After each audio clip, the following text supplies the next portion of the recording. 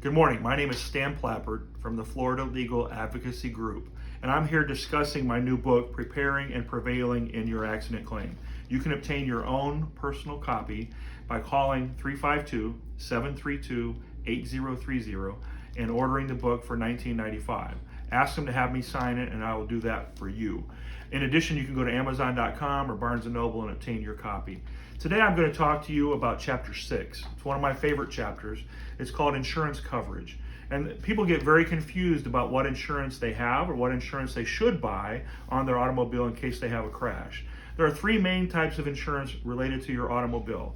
The first is called PIP coverage, personal injury protection. And in Florida, personal injury protection is mandatory in every policy. Most people buy a $10,000 limit. Most people buy 100% co-insurance, and it will pay for up to $10,000 of medical bills of injuries you have in a car accident, whether it's your fault or not.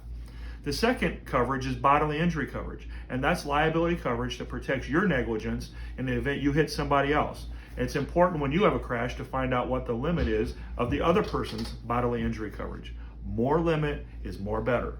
And last coverage, and the most important that most people don't understand or underestimate, is called uninsured motorist coverage, or some people refer to it as UM coverage.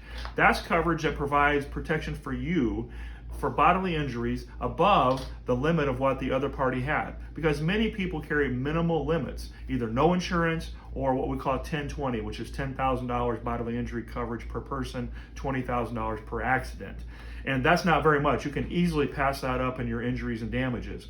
So if you have uninsured motorist coverage at $300,000 or $500,000 or $1 million, which you should have, your coverage would pay in excess of what their coverage would pay for their liability. So it's a coverage which you're not charged to claim when a UN claim happens on your policy because it's the other person's fault, so it's not your fault.